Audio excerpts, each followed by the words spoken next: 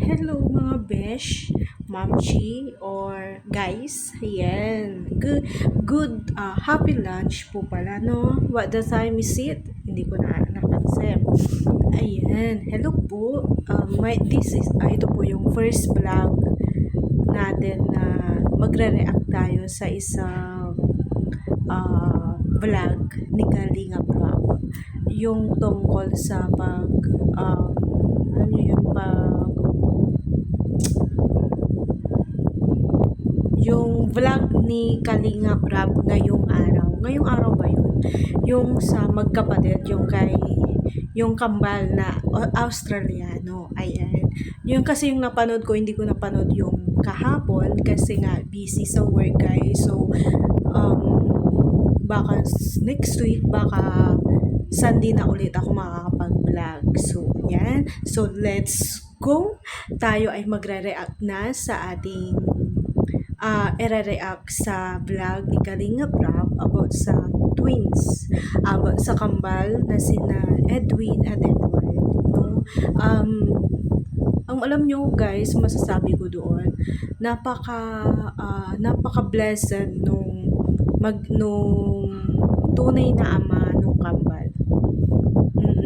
Kasi hindi sila nagtanim ng sama ng loob doon sa nila. Pero yun, almost a year na hindi nila or since birth, hindi nila kilala yung ama nila. Pero hindi sila nagtanim ng sama ng loob. Kasi pag sa ibang tao yan, magagalit talaga sila, di ba? Yung sasabi nila na bakit pa namin siya hanapin? Pinabayaan nga kami, di ba? So, doon natin makikita na maganda yung itinuro sa kanila ng kanilang ina. Although, hindi nila nakilala yung kanilang ama, nandyan yung ina nila na nagturo sa kanila na kilalanin pa rin yung tunay nilang ama.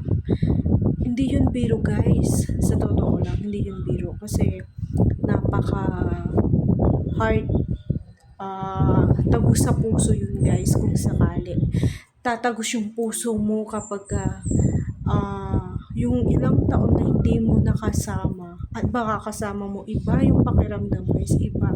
As in, hindi ma-explain ng kahit na sino man yan. Kaya,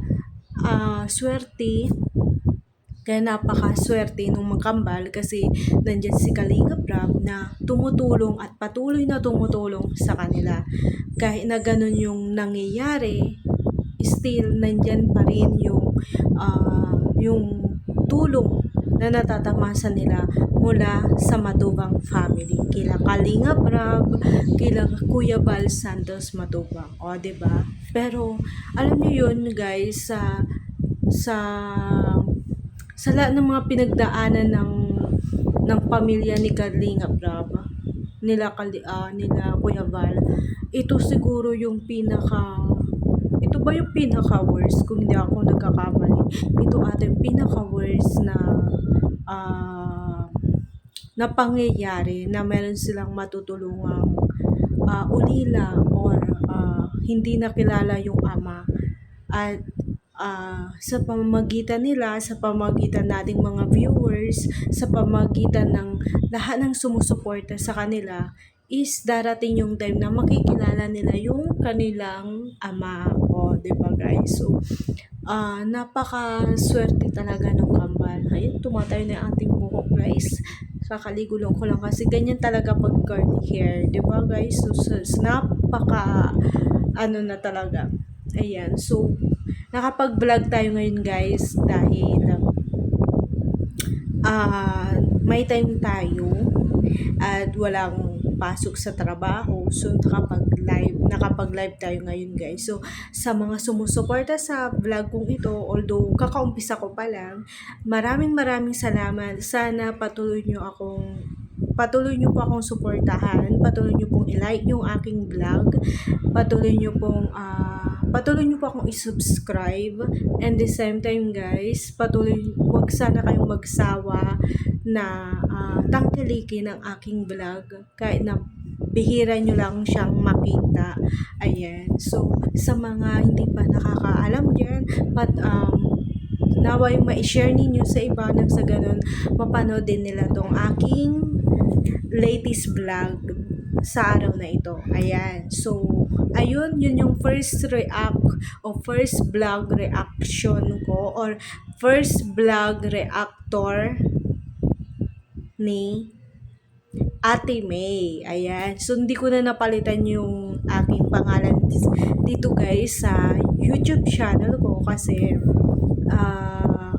gusto ko munang ma-monetize ni YouTube yung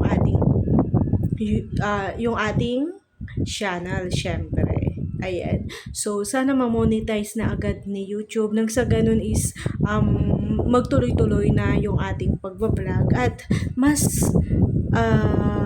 gagaan or mas gagaan yung pakiramdam kapag na-monetize na yung channel natin guys. So, sana patuloy nyo pong suportahan, patuloy nyo pong i-like, share, and i-subscribe.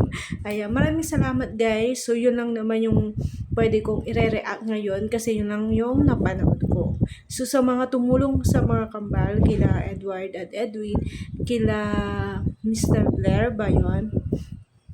Mr. Blair, yung Amerikano na pinuntahan nila Kalinga Prab. Maraming salamat po sa inyo sa patuloy na pagsuporta kila Edwin at Edward. Ayan. So, kung mapapanood to, baka sakaling mapanood to ni Kalinga Prab, may request pala ako kay Kalinga Prab. Sana mabalikan nila yung batang nakilala nila sa gilid ng daan, gilid ng kalsada, yung batang si Shaira, yung ata yung pangalan ng Shaira, yung nakilala nila na tirik yung araw, ginawang payong yung kanyang palda yung bata. So, sana mabalikan yun ni Kalinga Prab kasi yun yung mga deserving na tulungan talaga. Hindi katulad ni, alam nyo na, di ba? Ayan. So, at sana mabalikan din ni Kalinga Prab ulit yung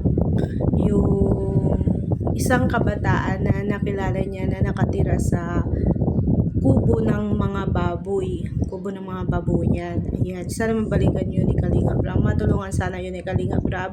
At isa pa. At kung nakilala natin si Isa, yung mga sumusuporta sa Kalingap community, sana mabalikan or matulungan ulit ni Kalinga Prab si Isa. Ayan, yung dalagang, basta dalaga yun guys, si Isa. Hindi ko alam kung kalab din niya doon yung dating pina-partner ni Kalinga Prab kay Melka. Hindi ko na alam pangalan nun. Basta yun na yun. Ayun. Sana mabalikan yun ni Kalinga Prab. Yung talong yun. Yung talong yun guys. So sana patuloy natin suportahan ang Kalingap community, ang Kalingap ni Kalinga Prab, si Kuya Val Santos, saka si Ate Edna, saka si Ate Jackie. Ayan. So maraming salamat po sa mga kapwa ko reactor. Thank you so much. Bye-bye!